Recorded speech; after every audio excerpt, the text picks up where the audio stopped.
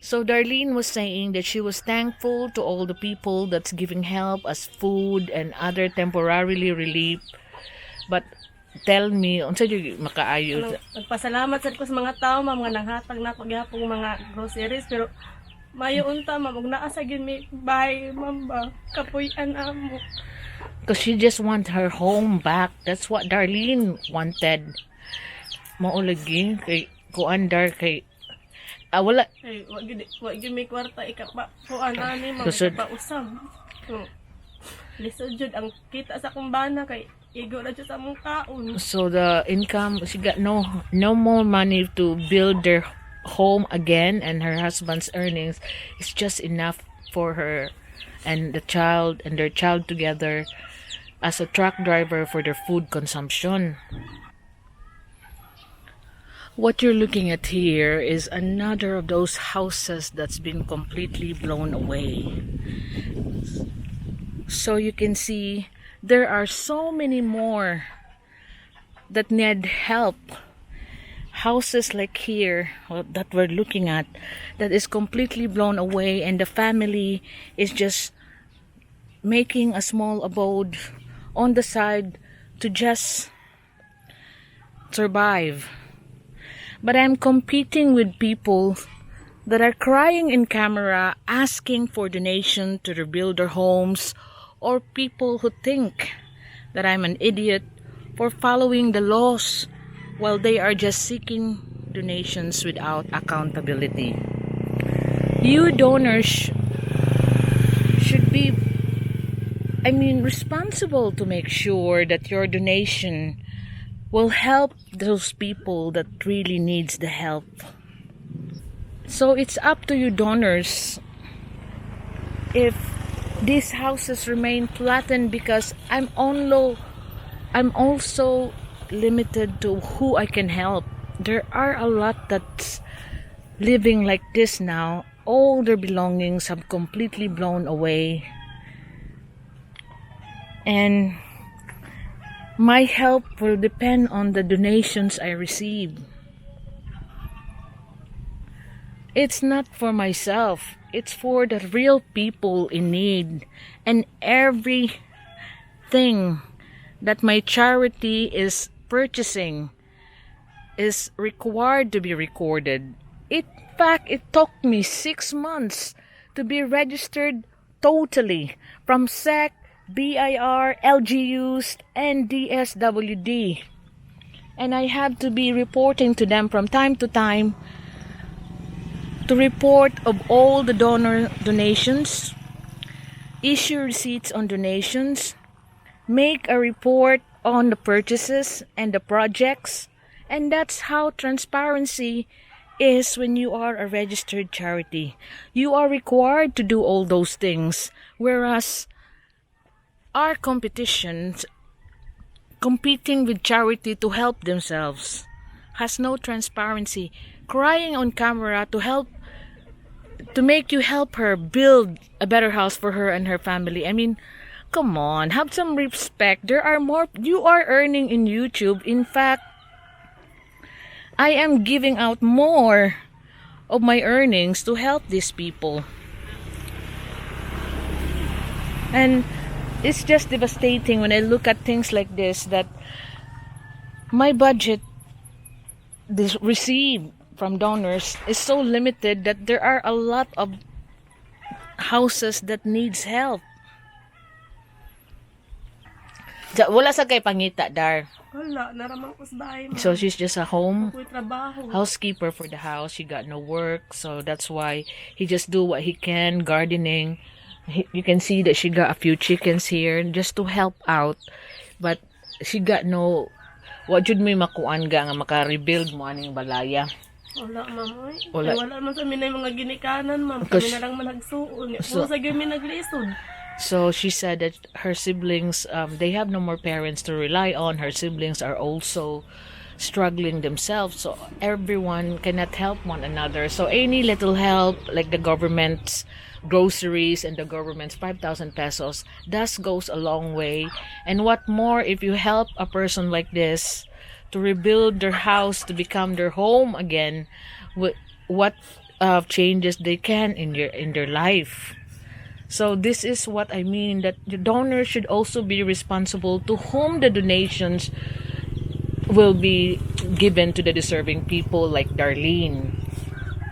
So Darlene had a plea to all the people that's watching this. Unsay mong masultiga? Ang hinaot unta ko ma'am, nga nauntay mo paloyo gihapon na ning para mausab ang among bahay ma'am ba. Kapuyo mig balik ma'am. So she was hoping that someone with a good heart will help her. She's not asking much. She don't want a mansion. She just want her home, her old house back. So we will have a tour again in the house that she has before, in which her husband and her built together. It was completely destroyed.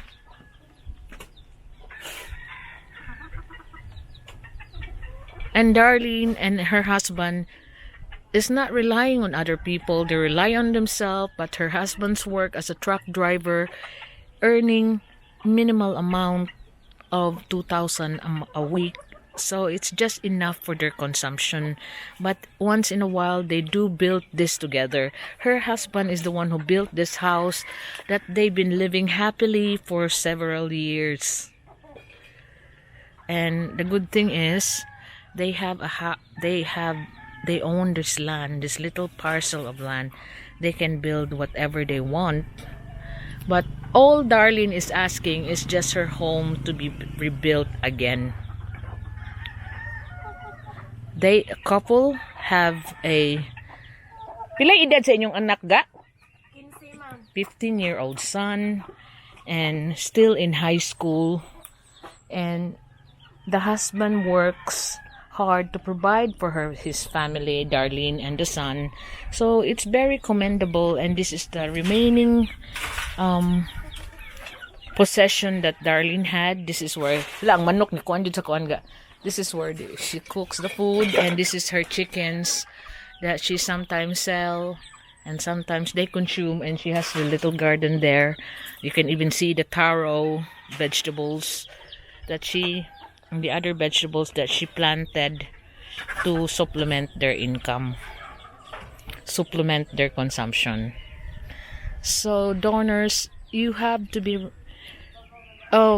do your diligence in helping the right people, in supporting a proper legal charity like Defeating Poverty Through Opportunity Incorporated, who takes the effort to make sure that we are legal, to help more people like Darlene to rebuild their home.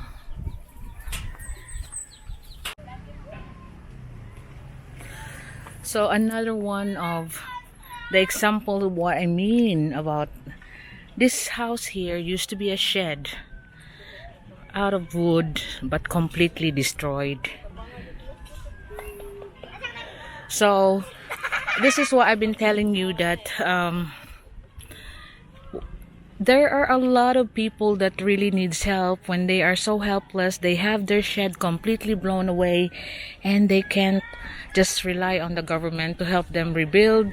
Look what they have been given, 5,000 for each houses, and it's not even enough to rebuild their house.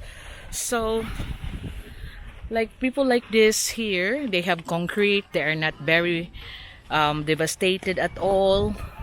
But this family here, I don't know where they are. I used to see them before when I was passing through the road, because this house is near the road, but it's now completely gone away. I heard that they are on a tent somewhere here on some hills, I was told. But they have nowhere, they have no means to rebuild their house. But like I said, the charity Defeating Poverty is only limited to what the donors can help, and we don't build just houses made of inferior quality build. We built it to make sure that the family will last on it, will be protected on it, like we did with the Tammy and Christine.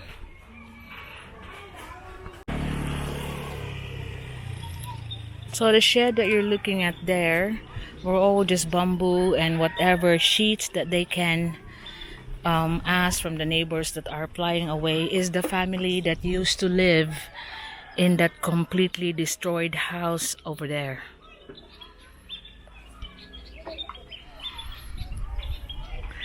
And some of these houses, you can see that they are destroyed, but they have better source of income and better connections for help because they have families and relatives abroad. But this house here that is completely destroyed, and this is where they live now. On whatever they can ask the neighbor, sheet twice, but mostly it's all bamboo and just a square box to just survive. But you can see, this is what I mean. The donors should be responsible that who they are donating to will not only be just rice and noodles and without accountability.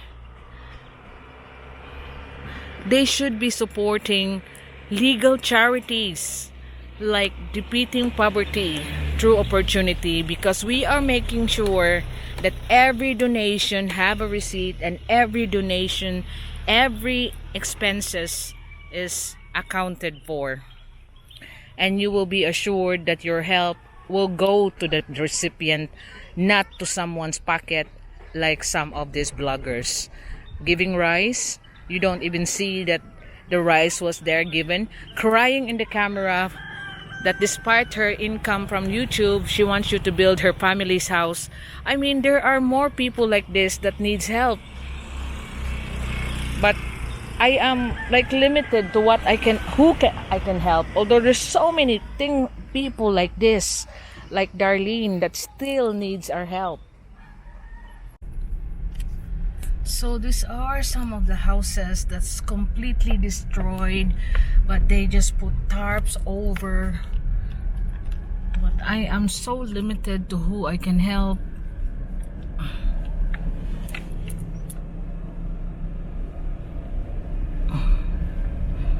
Because this is just their temporary abode.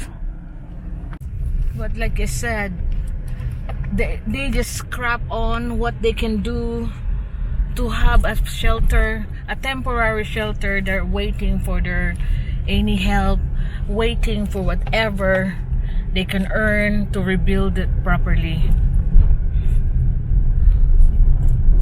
Like the government help of 5,000 pesos, you know very well that cannot go far, even just not even enough for a whole month's consumption of a three children family.